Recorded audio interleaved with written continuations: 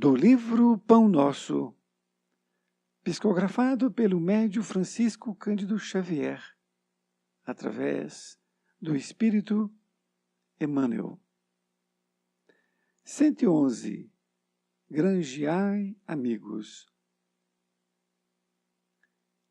111. Granjeai amigos.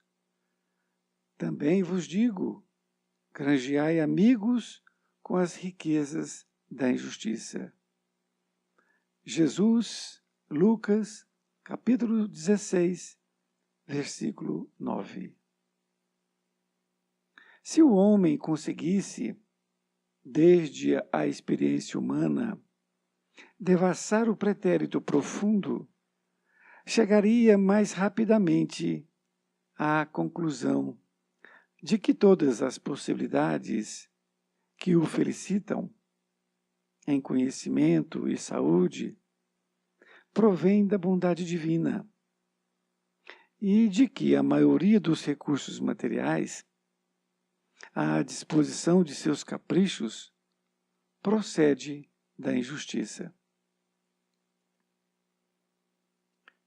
Não nos cabe particularizar e sim deduzir que as concepções do direito humano se originaram da influência divina, porque, quanto a nós outros, somos compelidos a reconhecer nossa vagarosa evolução individual do egoísmo feroz para o amor universalista, da iniquidade para a justiça real. Bastará recordar, nesse sentido, que quase todos os estados terrestres se levantaram há séculos sobre conquistas cruéis. Com exceções, os homens têm sido servos dissipadores que, no momento do ajuste, não se mostram à altura da mordomia.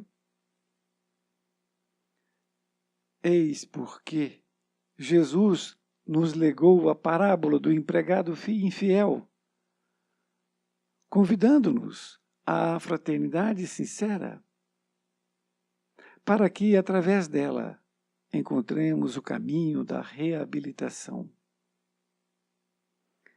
O Mestre aconselhou-nos a granjear amigos, isto é, a dilatar o círculo de simpatias em que nos sintamos cada vez mais intensivamente amparados pelo espírito da cooperação e pelos valores intercessórios. Se o nosso passado espiritual é sombrio e doloroso, busquemos simplificá-lo, adquirindo dedicações verdadeiras que nos auxiliem através da subida áspera da redenção. O problema fundamental é de vontade forte para conosco e de boa vontade para com os nossos irmãos. Emmanuel, Pedro Leopoldo, 22 de fevereiro de 1950. Querido amigo, querida amiga, aqui estamos com a lição 111 do livro Pão Nosso, intitulada Granjeai Amigos.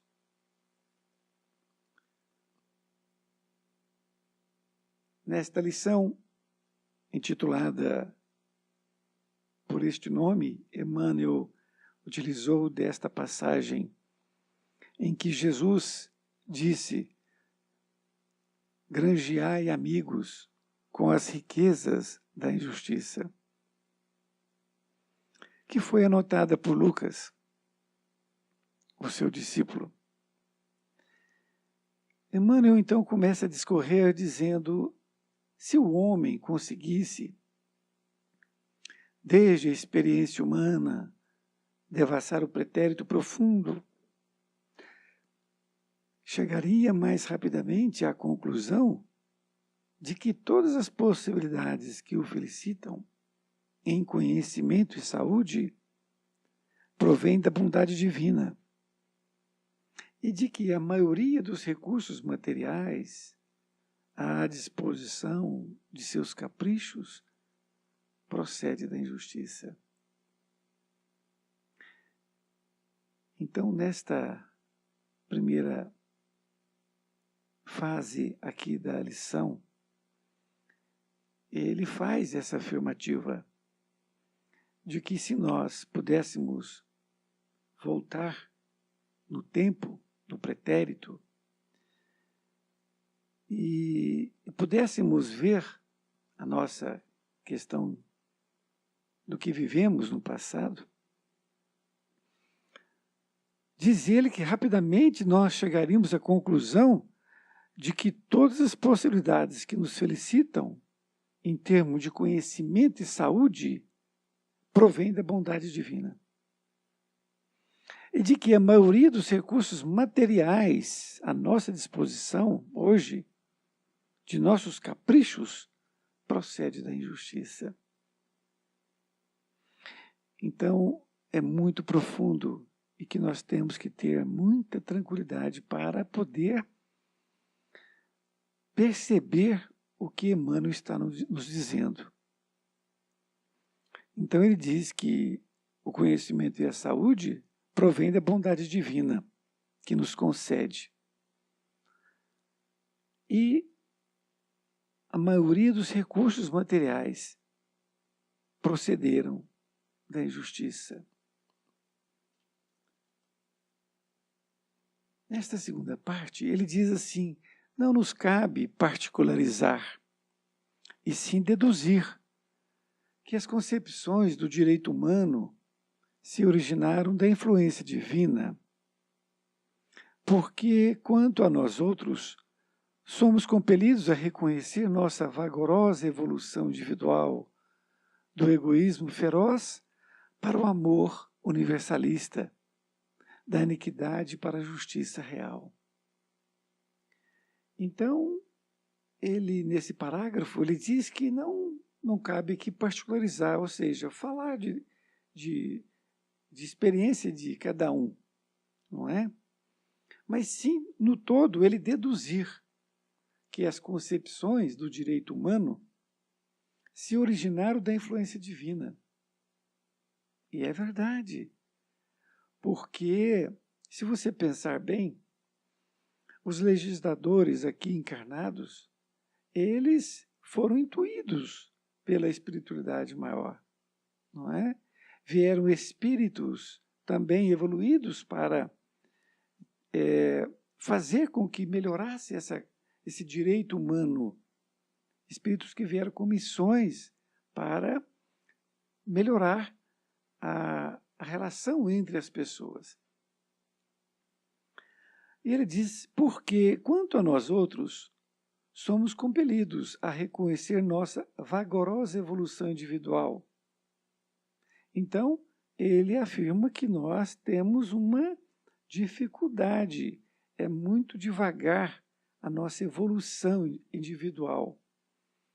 Do egoísmo feroz para o amor universalista.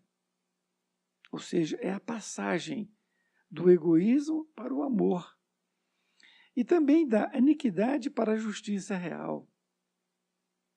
A iniquidade são as coisas erradas que nós fazemos, sabendo que estão erradas, não é? Quando prejudicamos o outro, não é? Então, quando a nossa evolução, que é pautada da saída do egoísmo para o amor universal, da iniquidade para a justiça real, que diz ele que é vagaroso. Continua dizendo, bastará recordar, nesse sentido, que quase todos os estados terrestres se levantaram há séculos sobre conquistas cruéis. Os estados aqui a que ele se refere são os países.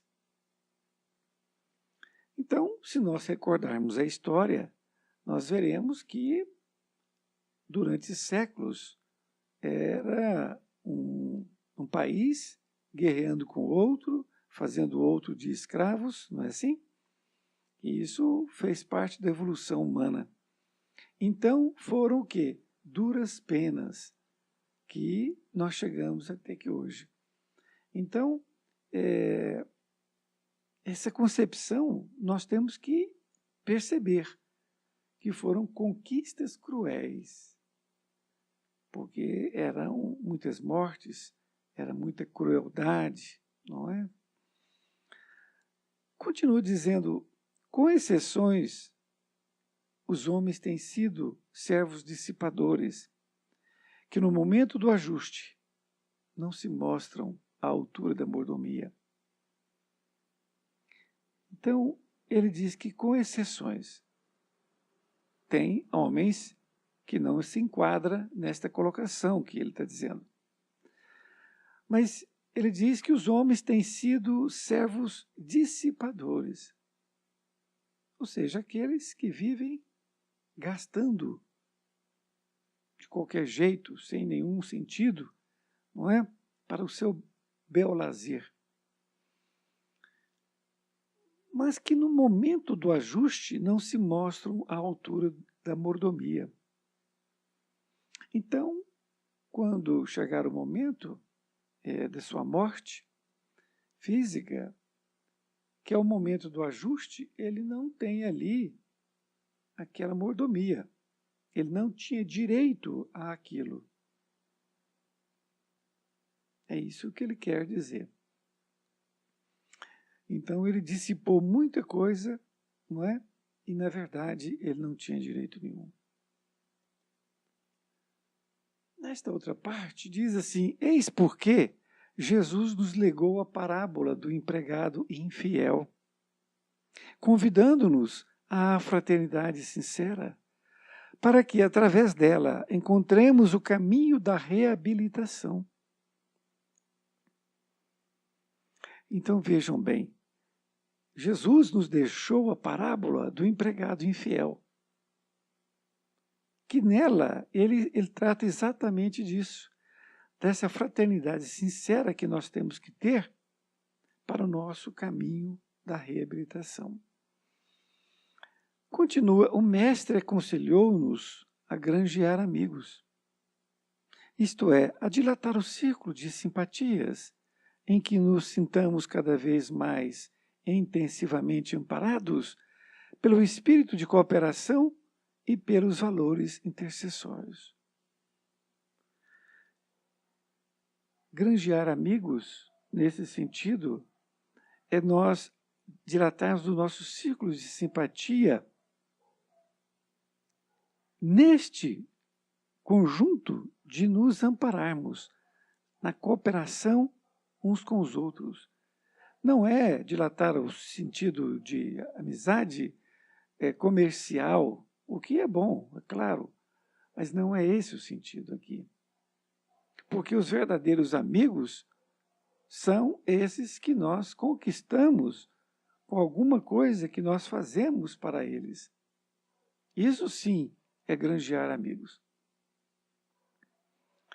Alguma coisa, seja com dinheiro, ou seja uma palavra, uma amizade, um momento de dor, isto é dilatar os círculos de simpatia.